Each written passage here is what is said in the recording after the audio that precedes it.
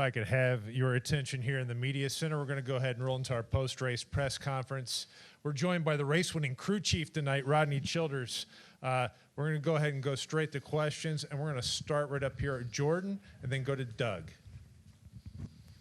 Jordan Bianchi, The Athletic. Rodney, been almost 4 years since you've been in victory lane. That was Kevin's last win as well. Lots happened since then. What's that feel like? It feels really good. You know, definitely been some weird years, you know, since 2022 when we won 2 in a row, and you know, Richmond feels like forever ago. But it's been so much fun this year being at JRM and racing with these guys. And we've been fast every single week and thought we would, you know, have a chance to win, you know, sometime soon. And felt like we gave one away here or there, you know, already, and had some things happen. But it was just a great weekend. We had a great race car off the truck and was able to make it just a little bit better throughout the race and ended up in a good spot there at the end. Do you wonder if, as you go through this and that gets farther from the last one, that may have been the last one and then you weren't going to get back to victory lane again? Not a chance in hell. If anybody would have went to those Cars Tour races last year, if we were here, you'd understand. But, you know, it's all about winning. It really is. You know, JRM has that mentality, and I think everybody's seen, you know, with the speed that we've brought to the racetracks this weekend. Everybody's working so hard there at the shop and at the Hendrick engine shop, Hendrick chassis shop. And, you know, it felt so weird racing the 88 there at the end. I have to admit, you know, Marty means a lot to me. We've known each other since we were, you know, young, racing late models and Hooters cars and everything else. And, man, him and his group have been absolutely amazing to me since I walked in that door and have helped me so much. So, you know, we all know that we're going to have to race each other every week. You know, Dale reminds us pretty much every Monday that, you know, these cars are going to end up beating doors and doing things that sometimes maybe we don't want to do. But, you know, all of our guys had great races tonight, drove great races, kept it clean, and you know, we were just the fortunate ones to end up in victory lane. We'll go to Doug and then the Deb. Hey, Rodney, Doug Turnbull for PRN at the 5 to Go podcast. Admittedly, that was exactly what I wanted to ask you. But I do want to say you've worked with, of course, Kevin Harvick. That's what you're most known for. And I think a lot of people forget, you know, there was a really healthy stretch of Mark Martin, too. And I know a lot of other drivers as well. But when Connor Zilisch gets branded with all these, you know, different superlatives, I mean, what does he possess that makes him or a champion-level driver like some of the people that you've worked with? Yeah, I mean, you know, the best thing for, you know, about Connor and my mentality with him is I've known him since he raced go-karts, you know, like he was one of the first people that KHI signed, you know, first young guys that KHI signed. And, you know, every week I kept up with what he was doing and where he was at and how he ran and all those things. And then as he moved up into the late models, and I would, you know, I would text Rainier every single week, like what's going on, and he would give me updates throughout the race. So I've always had that invested, you know, part of me with Connor. The other side of it too, I've continued to think about what he's going through this year from the very beginning. You know, how hard that is moving to the Cup Series, the things that you're going to learn, the things you're going to go through. And honestly, I've tried to leave him alone and just, you know, if he wants to ask something, I'm going to answer it. But, you know, they need to focus on what they're doing. And for me, I've just continued to do what I think is right. And the perfect scenario for me is I have bosses that continue to tell me that every day. You know, if I ask, you know, what should I do here? And they continue to tell me, do what you think's right. And that's what I've been able to do. And you know, I've told a lot of people, when you can work in an environment like that where you wake up every day with new ideas and doing things that you believe in, you're going to work even that much harder. And it just turns into, you know, being happy and enjoying what you're doing. And, you know, Connor's just a huge part of that. You know, like I'm so fortunate to have Carson and Connor. Like, you know, I learn something new every single week, and both of them are just amazing talent. We're going to go next to Deb and then to John. Deb Williams, Auto Week. It's nice to see you in here again, Rodney. Thank you. Of course, you were in late models, but you've had late models in your background. But when you went to Junior Motorsports and with the O'Reilly Series this year, what's been the biggest adjustment for you? Man, I really don't know if there's been a big adjustment. It's felt like home from the day I walked in those doors. Every single meeting, it just feels normal. It feels just like old cup racing used to be. All the chassis are pretty much the same as what we bought from Hendrick when we won the championship in 14 and ran in 15, 16. And all of our SHR cars, when we started building ours, were pretty much a copy of that. So every little piece and part feels the same. Yeah, you have to work harder at certain things. You have less people. A lot of it you do yourself. I don't have Cheddar to do every little thing for me anymore. But I have such an amazing group, though. Like, I was fortunate from the time I walked in there that just every person on the one car just fits each other. It's easy to communicate. It's easy to talk. There's no guy that's like, has his own weird personality that you have to figure out how to talk to. Everybody just it's easy. So, like I said, it's felt like home from the beginning. Thank you. Next to John. John Newby, Fan Buzz. So a couple years back when you joined Spire, like you talked about the excitement level going back to Chevrolet because you would be able to have that connection with the Hendrick crew chiefs again. Now that you're, at Junior Motorsports with their Hendrick connection, does some of that connection still help, or is it more working within the Junior Motorsports, ecosystem by itself? Yeah, it's really more of the Junior Motorsports stuff. Like, I don't know. It's an interesting question because like every chassis still comes from Hendrick. Every motor still comes from Hendrick. All of our sim tools still come from GM. All that stuff is the same. Looking back on it, what was a nightmare last year actually helped me get ready to learn how. I learned how to run the sim like at the back of my head, back of my hand at Spire. So when I walked in JRM, like it was like, oh, it's the same as it was last year. So. Everything happens for a reason, and that was, part of it. But, everybody at Hendrick Motorsports is very invested in what we have going on. It feels like it's one team. And, I still get messages from Mr. H, and I get messages from Scotty Maxim and Jeff Andrews and all those people over there. And they're part of our DNA. They make us run. And, it's one big team, really, and it's been fun to work with the 17 guys a little bit and having them full time. Adam's been a ton of fun to be around and super smart guy. So, like I said, we just have a great group in general right now that's working together really well. We go over here to your left to Zach and then to Bob. Zach Sterniolo, NASCAR.com, all the way on your left, Rodney. You mentioned that you never doubted that you would get back to this moment, but to actually experience this, watch your car and driver hold off Marty's car, Kyle Larson, and how good Larson has been here specifically, what does tonight mean for you personally? It means a ton. It really does. Behind the scenes, what the last, 12, 16 months have been like, nobody in this room wants to ever live that. You really don't. And to go through what we've been through as a family, my wife, my kids, everybody involved that's been invested in me from the beginning, like nobody wants to go through that. And so for anything else, you want to go prove a point. That's really what it's about. And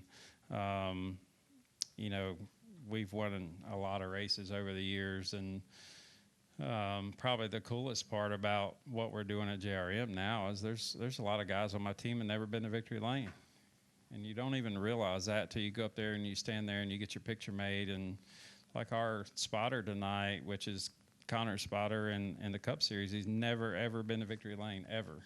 He had no idea what to do when he got up there. And he looked at me and he said, "What number is this for you?" And I said, "Well, this is actually 41. He's like, "Holy cow." But, You know, it's fun to be around people that are like sponges, you know, like they want to learn, they want to get to victory lane, they want to do these things. And it's awesome to get to stand up there and get your picture made with them. Bob Hawkers, Fox Sports. I apologize. I'm the weird personality that you have to talk to. Can you see me without your glasses? Yeah, I can. Okay. You're a little blurry, but Okay. that's okay. I have two. The first, I know the tire's different for Cup, but did you show anything tonight that, like, if there is a caution with 30 or 40 laps to go, that guys should stay out tomorrow? It's hard to say.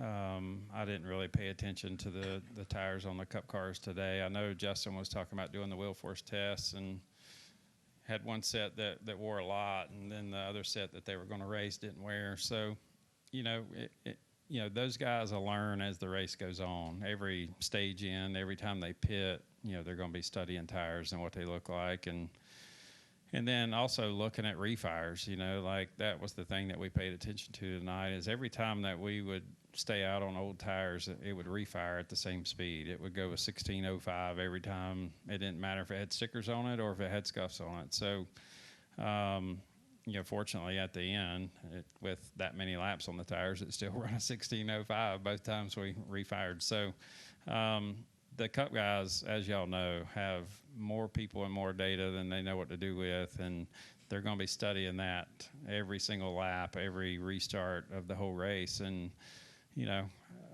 the biggest reason we stayed out at the end is how many times I've got beat here by people staying out. I mean, there's been, I can't tell you how many times that we've led the entire race here with Kevin, and we would put 4 tires on with 30 to go, and somebody would stay out, and we would get beat. So, you know, that's definitely a big part of what you're thinking about when the caution comes out like that.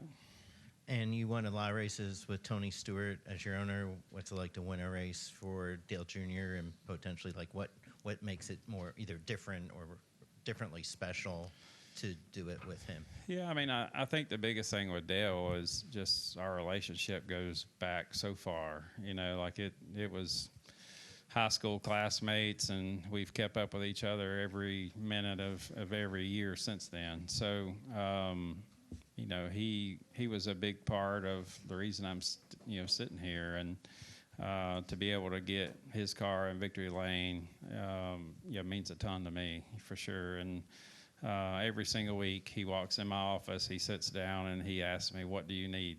And there's not many owners that do that. There's really not. So, Tuesday he sat in my office for an hour, and we talked about everything under the sun from 2014 till now. But that's what you want. You want to have good relationships. You want to be able to talk to each other. You want to be able to communicate, and that's where we're at right now. We are now also joined by a race-winning driver, Connor Zilisch. Connor, walk us through the race from your perspective tonight.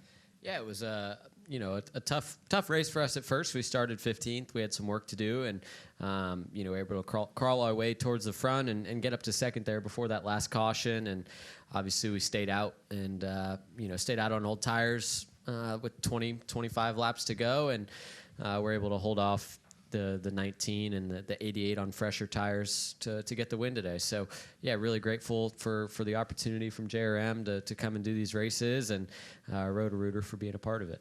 Good deal. We're going to go back to questions. We'll go to Jordan and then to Zach. Jordan Bianchi, The Athletic. Connor, the Cup side of things, you're a rookie. You're going through it right now, right? To get this win, is that to help your confidence? Does it just kind of restore your belief a little bit? What's that do? Yeah, 100%. It's funny. I was thinking earlier today, I was like, man, I came down to race the O'Reilly race to get some confidence, and I just qualified 15th. And I'm like, man, I can't catch a break. And, it's not easy when you go from winning everything, on the way up, and you get to the Cup Series, and you got to get used to running 20th, 30th, and having bad days every single week. And it's taken a toll on me, and I've definitely had to learn how to get used to it. So it's always good when you can come down and do this and remind yourself that, you still got it. I'm still the same me that I was last year, and, I haven't completely lost it yet. Rodney, you're free to go. You head out to the garage for tech. We're going to go down to Zach and then to Doug. Zach at Tansready, kickingthetires.net. Brent said outside the car, you guys are the best of friends, but inside, you're the world's biggest rivals. He really wanted to beat you. What was that race like with him and Larson up there? And can you really describe what your relationship is with him, coming into you guys racing together now? Yeah, I've been racing against Brent since I was 7 years old, 8 years old, and he's beaten me a lot. From go-karts to when we first started racing cars together, and I've beaten him a lot too. So it's cool to be able to race against him at this level. We've only done it a few times, and honestly, he was one little bobble running the top up there from winning the race, and it doesn't take much to lose these things, and he's got a lot of wins coming in his future. So I'm excited to watch him continue to grow and get better. But yeah, we are really good friends off the track, but since we were little kids, we've always wanted to beat each other so bad. So it's cool to be able to do that at this level and, race against him and Kyle for the win there. It's never fun when you see Kyle Larson in your mirror with 5 to go and he's got fresher tires than you, but, we're able to hold him off and make it work for the situations we were dealt. Go to Doug and then to Davey. Thank you, Connor. Doug Turnbull from PRN and the 5 to Go podcast. Dare I ask, because you've run the Cup car and have gotten a lot of reps in it this season, and we see the Xfinity car widen out the groove and they're able to make the top run up high. So many people talk about their different ideas of what they could do to make the Cup cars widen out more. I mean, I know you're not a veteran in Cup, but I mean, because you've run them back to back and kind of can A/B it, what would you think would help the cars be able to widen out a little bit? I'm not too sure. Some of it is, for some reason, the Xfinity race, like even at Martinsville, the Xfinity cars lay more rubber than the Cup cars do. I'm not a scientist. I'm a race car driver, so I don't know why, but that's just the way it is. And the rubber definitely changes the complexity of the race and adds something to it. And it's always, kind of shows who the better drivers are that can adapt and make changes on the fly. For some reason the Cup cars just don't lay quite as much rubber, so you're able to run in the same groove more and more. And Bristol, I think tomorrow is going to be a little different. I think we should lay some rubber and it should widen out, but Bristol's been a crazy one every year for the Cup guys, so I think we're going to have a pretty clean one tomorrow. Our fall off today was very flat and there was not much fall off at all, so it's probably not going to be like some of the crazy Bristol races we've had. Next to Davey. Davey Siegel with Sirius XM.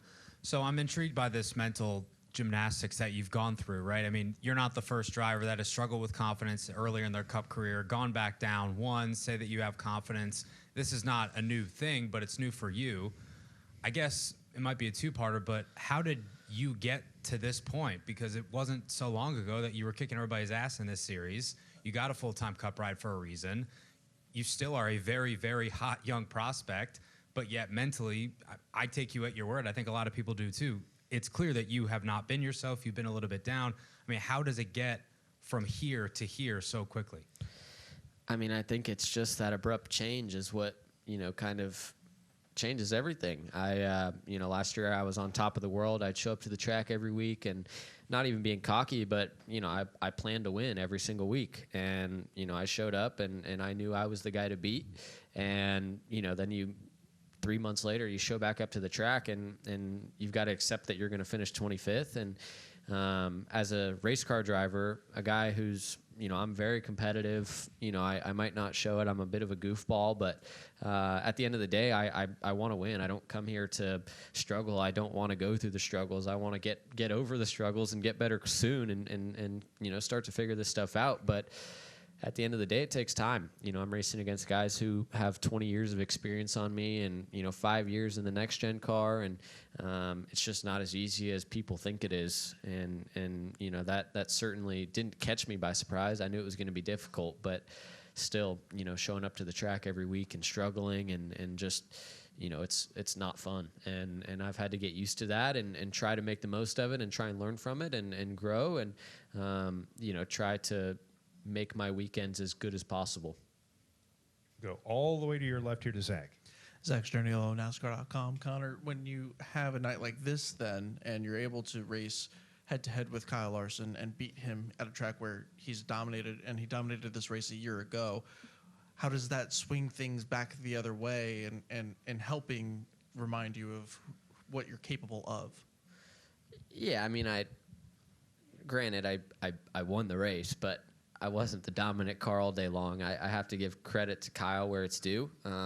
He was the best car all day long, and I think he is every single time he comes down and races this series. But to come down and still even fend him off on that last restart and be able to hang tough against one of the best in our industry it feels good. And I watch him pass me a lot on Sundays when he's coming to lap me, and and then it's cool to be able to race against him and actually go door to door with him for position, when I come down and race the O'Reilly series. So hopefully we can get things turned around on Sundays and I can start to get better and start having better runs. But it's always still good to come down and kind of remind myself that, I did win a lot of races last year and I can still do it. Noah Lewis, TSJ Sports. Connor, can you just give us a glimpse at what it's like to work with a guy like Rodney, a veteran crew chief, and then also knowing kind of the journey he's been on in the last year or so? You're the guy that got him back to victory lane. So just kind of give us a glimpse at that and then how special that moment is. Yeah, man, it feels good. It's been a while since Rodney's been in victory lane, and I know how bad he wants it, right? A lot of teams in the Cup Series wrote him off and, said that he didn't work as hard anymore. He didn't want it as bad anymore. He's at the back end of his career. He just wants to, find a way to get a couple more jobs for a few more years. And, I got to work with him firsthand this year. And I've gotten the opportunity to see how hard he works, how smart he is, and how much he loves the sport. And it's been really, really cool to see that firsthand. And I'm really glad to be the one to get him his first win here with JRM. Trent with front stretch. Brent Cruz on pit road said after the race that he would rather lose to anybody but you, and talked about your friendship and stuff. Just I know you're also friends with Jesse Love. Just talk about the friendships in the garage that you have, but you're also being competitive on the track like that, battling each other hard. Yeah, I've always been one to be open about friendships, and I feel like on our traveling circus that all of us are on, it's very tough to go 38 weekends without having friends to hang out with and talk to. And I feel like I'd be lonely if I didn't have those guys in my corner. So although we race each other really hard on the racetrack and, it's not all friendship, we have some run-ins and there's things that go wrong, but at the end of the day, we support each other through everything, and I consider Jesse and Brent my brothers. So, it's cool to see the success that both of them are having. I'm sure I'll see both of them in Sundays here shortly, and it'll be cool to be able to race all those guys, up in the Cup Series one day, and chase our dreams together. We're gonna go back to your left to Zach. I'm curious on Sundays. Obviously, the struggles have been what they've been, right? But Trackhouse as a whole is searching for speed, is what Ross Chastain has been saying as well. I know Shane has good results early to kind of mask a little bit of that, but does that give you any solace that it's not just you who's maybe lagging behind? Yes and no, right? As a team, we're definitely not where we want to be. We're not winning races. We're not, contending for the top 5. We definitely have work to do, no doubt. But still, as I look at it, I always see my teammates in front of me. And for me, that tells me I have more potential. I have more work to do, and I can do better as a driver. So, it doesn't matter how fast your car is. You still got to drive it to the limit and make the most of it. And I don't quite feel like I've done that. So, although the team has to, we've got to get better as a group, I still think, a lot of that's me as well. Any additional questions for Connor? Well, Connor, congratulations for the win, and we'll see you tomorrow. See y'all tomorrow.